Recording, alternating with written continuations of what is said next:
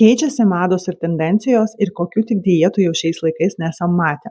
Šiandien pakalbėsim apie populiariausias dietas, kodėl aš manau, kad nėra geros dietos ir dieta tai turėtų būti ne kažkoks savivališkai priimtas sprendimas, o tik daktarų skirta dieta būtent tau dėl tavo kažkokių sveikatos ypatumų. Jeigu pas tave asmeniškai nėra jokių ribojančių sveikatos ypatumų, dietos tau nereikalingos. Visiems hi, aš esu Viktorija ir welcome back į mano kanalą, kur mes leidžiam laiką su Talku. Pirmas šiek tiek juokingas dalykas, bet pasirodo vis dar populiarus, tai yra dieta pagal kraujo grupę. Tai yra toks kaip ir mitas, nes nėra jokių tyrimų patvirtinančių jos veiksmingumą, bei ryšys tarp kraujo grupės ir maisto nėra moksliškai patvirtintas. Net jeigu ieškoti Google dietą pagal kraujo grupę, tu rasi galbūt kažkokį vieną kitą straipsnį apie tai, o visi kiti straipsniai iš karto eis apie tai, kad tai yra moksliškai nepatvirtintas dalykas ir kažkokio efektyvumo tai neturi. Ir kai kurie žmonės sako, kad dabar pradėjau valgyti pagal savo kraujo grupę, pagal produktus, kurie tinka būtent mano kraujo grupė ir jaučiuosi žymiai geriau. Gali būti, tai turi kažkiek placebo efekto, bet kažkokio mokslinio patvirtinimo tam nėra. Kitas labai populiarus dietos metodas tai yra valgyti dažnai mažom porcijom. Tai yra visiškai neveiksmingas ir nenaudingas metodas suaugusiam žmogui. Žinoma, dar kartą pabrėšiu, kad gali būti pas jūs yra kažkokių sveikatos ypatumų, dėl kurių būtent jums, jūsų gydytojas skyrė tokią dietą. Tačiau įprastai sveikam suaugusiam žmogui reikia valgyti apie 3-4 kartus per dieną, sočiai ir ne per dažnai. Nes jeigu tu pradedi šiaip nei iš šio nei iš to, skiri savo tokią dietą ir pradedi valgyti mažais kiekiais ir dažnai, tavo organizmas patiria tokį disbalansą, nes žmogus turi pajausti sotumą pavalgęs, paskui 3-4 valandas nieko nevalgyti, pajausti alkį ir tai turi būti tokia sistema.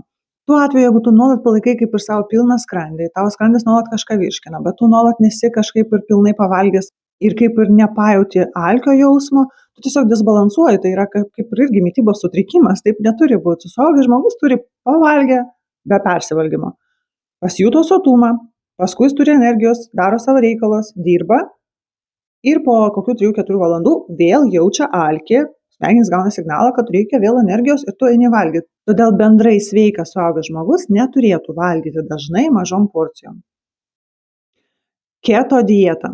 Vienu metu tiesiog visas pasaulis ėjo iš proto dėl šitos keto dietos, aš pati asmeniškai pažinojau labai daug žmonių, kurie tiesiog pradėjo tai daryti ir sakė, kad labai jiems padeda, jie numeta labai daug svorio ir iš tikrųjų aš mačiau rezultatus, tačiau paskui tai viskas sugrįždavo ir kažkaip neprisilaikydavo žmonės ant tos dietos ilgai. Truputį istorijos. Keto dieta buvo sukurta 20 amžiaus pradžioje ir buvo taikoma kaip epilepsijos gydymas. Žmogaus smegenys suvartoja labai daug kalorijų. Smegenų veikla suvartoja apie 30% visų mūsų suvartotų kalorijų. Didžiąją dalį savo energijos smegenys pasiema būtent iš angliavandenių. Ir daktarai taikė tokį metodą žmonėms sergantiems epilepsiją, kad pabandyti smegenis priversti imti energiją iš kažko kito. Tai buvo toks eksperimentas, kuris iš tikrųjų parodė labai neblogus rezultatus tuo metu. Jie pastebėjo, kad pacientai turintys epilepsijos priepuolius, kai jie laikėsi keto dietos, jų priepuolių dažnis sumažėjo. Ir buvo iškelta tokia teorija, kad tikriausiai, kai smegenys yra priverstos imti energiją iš kažko kito, ne iš angliavandenių, o iš, pavyzdžiui, baltymų riebalų, smegenys kažkaip susikoncentruoja į tą energijos gavimą ir tokiu būdu pacientai mažiau kenčia nuo epilepsijos priepuolių. Šita dieta buvo sukurta visiškai neturint nieko bendro su svoriu, o būtent buvo naudojama kaip būdas priversti smegenis imti energiją iš kažko kito apart angliavandenių ir stebėti, ar keisis nuo to smegenų veikla. Šiais laikais tokia dieta pacientams nebetaikoma, nes yra daug gerų vaistų. Laikytis tokios dietos tiesiog kaip dietos, kaip mitybos būdo savo gyvenime visiškai nėra prasminga. Ir dar vienas labai madingas dalykas, labai populiarus dabar, kaip protarpinis badavimas bei fastingas, kai žmonės badauja ten dienom. Kažkuria prasme protarpinis badavimas šiaip turėtų būti mūsų norma, nes realiai, jeigu tavo vakarienė buvo 7 vakaro ir paskui tavo pusryčiai 9 ryto, tai štai ir gaunasi tas natūralus 14 valandų skirtumas. Ir tame tikrai nėra nieko blogo. Aš sakyčiau, tai ir yra toks kaip ir normalus balansas. Vėlgi, jeigu pas tave nėra poreikio valgyti dažnai mažom porcijom. Tai realiai bet kokiam suaugusiam žmogui turėtų praeiti kažkoks laiko tarpas tarp vakarienės ir pusryčių. Jis turėtų būti didesnis nei 12 valandų natūraliai. Tačiau žinoma, kai atsiranda mada, žmonės mėgsta tai padaryti į ekstremą. Tiesiog aš taikysiu savo tarpą 20 valandų nevalgysiu ir 4 valgysiu. Šiaip tas 18-16 valandų metodas parodęs visai neblogus teigiamus rezultatus, kai buvo atliekami tyrimai ant žmonių, parodė tikrai teigiamą poveikį ir medžiagų apykaitai, ir šiaip žmogaus savijautai, ir kai kurie rodikliai pagerėjo. Tačiau reikia atsiminti, kad visi šitie tyrimai buvo atliekami tik ant vyrų, nes iš tokių eksperimentų moteris dažniausiai yra išmetamos kaip paklaida. Dėl mūsų ciklo mūsų organizmai šiek tiek svyruoja ir rodo paklaidą. Dėl to visi šitie tyrimai buvo atliekami ant vyrų.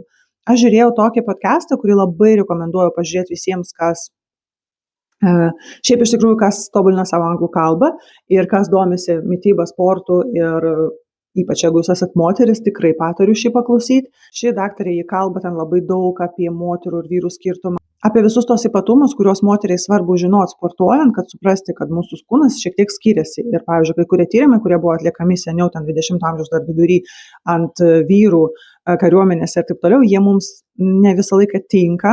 Ji pasakė šiaip, kad tas intermittent fasting metodas, jis yra neblogas ir moterims, tačiau reikia atsiminti, kad mes turim savo ciklą. Iš esmės tai labai priklauso nuo tavo gyvenimo būdo.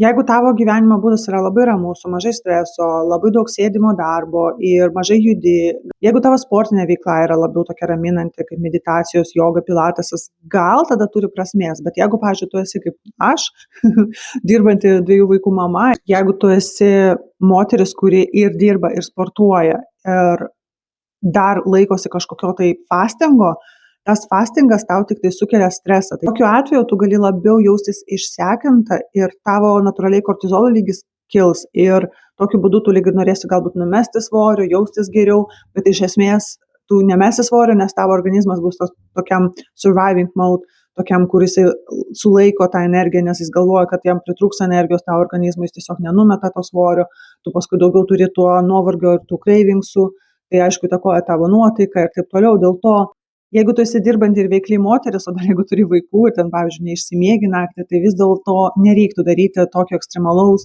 tarpo tarp maistų, reiktų ir atsikėlus pavalgyti, ypač jeigu norisi pusryčių, reikia ir vakarienės normalios. Ir šiaip aš esu girdėjusi žmonių, kad jie sako, aš va ten 20 valandų nevalgau, 4 valandas valgau, ką noriu. Tai irgi nėra teisinga, nes reiktų vis dėlto maitintis subalansuotai. Dėl to, jeigu net tu laikaisi to protarpinio badavimo, bet per tas 6 savo valandas, kai tu suvalgai 3000 kalorijų ir visos tos kalorijos iš greitų angliavandenių, tai tikriausiai vis tiek nebus nieko gero. Todėl vis dėlto aš būčiau linkusi tiesiog netaikyti to tokio ekstremalioj formoje, kai tas tarpas yra labai didelis ir ypatingai, jeigu jūs esat moteris. Reikia tiesiog suprasti, kad ne visi šitie būdai taikomi visiems vienodai. O kokių dietų kada nors jūs laikėtės ir pasigailėjot, ar galbūt jūs galite pasidalinti kažkokią savo teigiamą patirtimi, kokios dietos, pavyzdžiui, jums patiko. Tikrai parašykit, pasidalinkit savo patirtim, jeigu laikėtės kažkada keto dietos, arba jeigu praktikuojat kažkokį fastingą, pasidalinkit savo patirtim. Nepamirškit spausti patinka, nes tai yra nemokama, jums nesunku, man malonu, tai be galo padeda tokiam mažam kanalui kaip mano. O visiems, kas nori numesti svorio, galbūt subalansuoti savo mitybą, bet be griežtų apribojimų ir dietų, aš labai rekomenduoju pažiūrėti šituos mano video. Jeigu jūs, kaip ir aš, nesate dideli dietų fanai, jums tikrai bus naudingi šitie video. Ačiū visiems, kas pažiūrėjo šį video iki galo. Visiems. Bye!